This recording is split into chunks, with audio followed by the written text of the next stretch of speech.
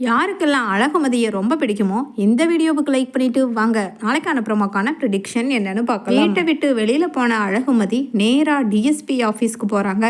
அங்க போய் சார் என் ஹஸ்பண்ட் என் மாமனார் மாமியார் 3 பேர் மேலேயும் கம்ப்ளைண்ட் கொடுக்கணும் சார் அப்படின்னு சொல்ல உடனே டிஎஸ்பியோ யாருமா சொல்லுங்க அப்படின்னு சொல்ல அங்க டிஎஸ்பிக்கு பக்கத்துல இருந்த இன்னொரு சப் இன்ஸ்பெக்டர் சொல்றாரு, சார் இவர் நம்ம மாயவரம் எஸ்ஐ சுரேஷோட ஒய்ஃப் தான் சார் இவங்க அப்படின்னு சொல்ல உடனே என்னம்மா என்ன போலீஸ்காரரோட ஒய்ஃபே கம்ப்ளைண்ட் கொடுக்க வந்திருக்கீங்க, வாட் ப்ராப்ளம் அப்படின்னு டிஎஸ்பியும் கேட்க, சார் ரொம்ப டாமினேட் பண்ணுறாங்க சார் என் மாமனார் மாமியார் என் வீட்டுக்காரர்னு சொல்லி உமனை ரொம்ப ரொம்ப டாமினேட் பண்ணி வச்சுருக்காங்க சார். இதை தொட்டா குத்தம் அதை தொட்டா குத்தம்னு ரொம்ப ரொம்ப ரொம்ப இரிட்டேட் ஆகுது சார். அந்த வீட்டில் இருக்கிறதுக்கே ரொம்ப ஷார்ட் மைண்டடாக இருக்காங்க சார். தயவு செஞ்சு நீங்கள் அவங்கள கூப்பிட்டு விசாரித்து ஒரு நல்ல தீர்ப்பு சொல்லணும்.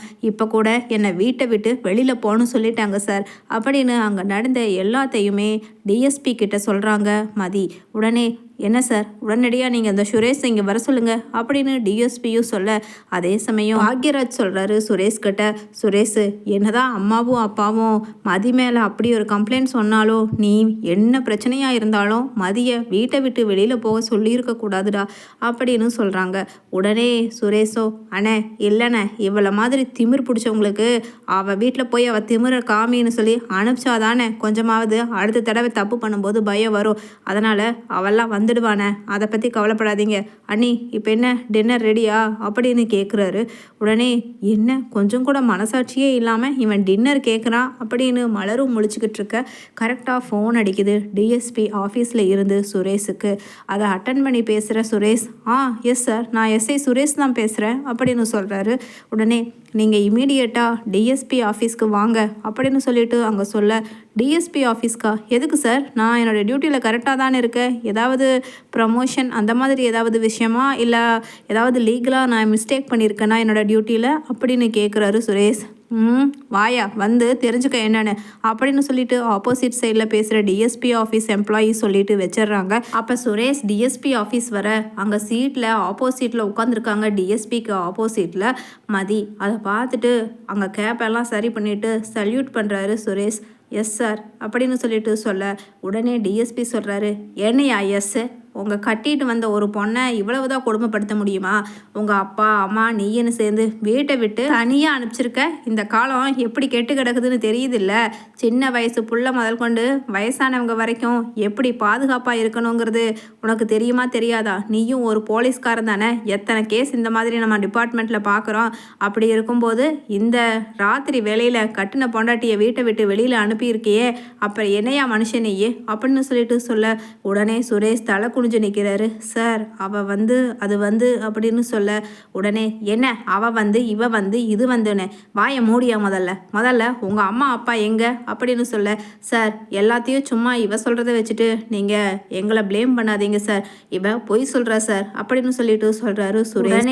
அங்கே டிஎஸ்பியோ யோ என்ன நான் எனக்கே நீ சொல்லித்தரையா எப்படி விசாரிக்கணும், யார் பொய் சொல்கிறாங்க உண்மையை சொல்கிறாங்கன்னு சொல்லி எப்படி விசாரிக்கணும்னு எனக்கு தெரியும் அப்படின்னு சொல்ல உடனே மதி சொல்கிறாங்க, சார் இல்லை சார் நீங்கள் வீட்டுக்கு வாங்க சார். அங்கே வீட்டில் இருக்கிற என்னை போலவே அந்த வீட்டுக்கு கல்யாணம் பண்ணி வந்த என்னோட சிஸ்டர் இல்லா அவங்கக்கிட்ட கேட்டிங்கனாலும் இவங்க அம்மா அப்பாவோட லட்சணம் என்னங்கிறது தெரியும் சார் அப்படின்னு சொல்லிட்டு அங்கே மதி சொல்ல உடனே சுரேஷ் முறைக்கிறாரு மதியை பார்த்துட்டு. மதியும் என்ன பார்க்குற, நான் அப்படியே எங்கள் வீட்டுக்கு போயிடுவேன் அழுதுகிட்டு உட்காந்துருப்பேன்னு நினச்சியா, வா உனக்கு இருக்குது அப்படின்னு சொல்லிட்டு, சார் நீங்கள் வந்து அவங்கக்கிட்ட விசாரிக்கலாம் சார் அப்படின்னு சொல்லிட்டு மதி கூட்டிகிட்டு போகிறாங்க. டிஎஸ்பியோ எனக்கு அந்த வழியாக தான் முக்கியமான டியூட்டி இருக்குது. அதே சமயம் இவங்க வீட்டில் என்ன நடந்துச்சுங்கிறத நானே என்கொயரி பண்ணுறேன்.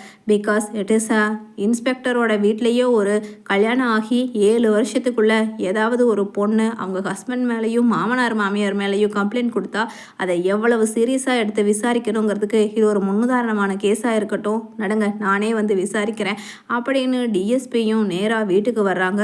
அதை கொஞ்சம் கூட எதிர்பார்க்காத ராஜலட்சுமி கால் நீட்டி உட்காந்துட்டு, அப்பப்பப்பா என்ன கால்வலி, மலரு கொஞ்சம் எண்ணெய் இருந்தால் காய்ச்சி எடுத்துகிட்டு வா, காலுக்கு நீவனும் வலி தாங்க முடியலை அப்படின்னு சொல்ல கரெக்டாக மதி போலீஸ்காரங்க எல்லாரையுமே கூட்டிகிட்டு உள்ளே போக டிஎஸ்பியும் போகிறாங்க.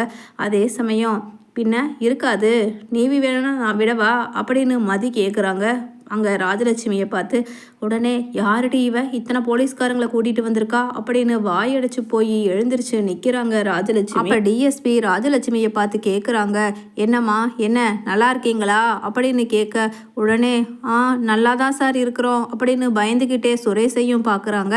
அதே சமயம் என்ன ராகவன் சார் நல்லா இருக்கீங்களா அப்படின்னு ராகவனையும் பார்த்து கேட்க, ஐயா ஏதோ இருக்கிறோம் வாங்க சார் உட்காருங்க அப்படின்னு சொல்லிட்டு ராகவனும் சொல்ல, உங்கள் வீட்டில் உட்காந்து உறவு கொண்டாடுற அளவுக்கு உங்கள் பையனும் நீங்களும் நல்ல லட்சணத்தில் நீங்கள் நடந்துக்கலை அப்படின்னு சொல்லிட்டு சொல்கிறாங்க. உடனே திருட்டு மொழியை முழிக்கிறாங்க ராஜலட்சுமி. அடு பாவி ஆகுனா போய் இந்த டிஎஸ்பி கிட்ட வத்தி வச்சு என் பிள்ளைக்கு வேலையை போக வைக்கிறதே இவளோட வேலையாக போச்சு. இந்த வாட்டி என்ன பண்ண போகிறாங்களோ அப்படிங்கிற மாதிரி எதிர்பார்த்துட்டே பயந்துக்கிட்டே ராஜலட்சுமியும் பார்க்க, அப்போ மதி சொல்கிறாங்க, சார் நீங்கள் இவங்கக்கிட்ட என்கொயரி பண்ணுங்கள் சார் அப்படின்னு சொல்ல, உடனே அங்கே ராஜலட்சுமி கிட்ட கேட்குறாங்க, என்னம்மா என்ன உங்கள் மருமகளை நீங்கள் வீட்டை விட்டு வெளியே போக சொல்லி அந்த வேலையை சொல்லி இந்த வேலையை செய்யி உட்கார்ந்த இடத்துக்கே எல்லாம் எடுத்துகிட்டு வரணும்னு ரொம்ப அதிகாரம் பண்ணுறீங்களாமா அப்படின்னு சொல்லிட்டு சொல்ல, உடனே ராஜலட்சுமியோ, ஐயா என்ன எங்களை போய் இப்படி கேட்குறீங்களே, அதுவும் ஒரு பிள்ளைய பெற்று உங்களோட டிபார்ட்மெண்ட்டுக்கே வேலைக்கு அனுப்பிச்சிருக்கோம், அப்படிப்பட்ட தப்பை நாங்கள் செய்வோமா ஐயா, இவ பொய் சொல்கிறாயா, இவ ஒரு வாயாடி அடங்கா பிடாரி, இவ என்ன சொன்னாலும் யார் சொன்னாலும் கேட்கக்கூடாதுன்னு சொல்லி ஒரே லட்சியத்தோடு தான் இந்த வீட்டுக்கு வாழ வந்திருக்கா.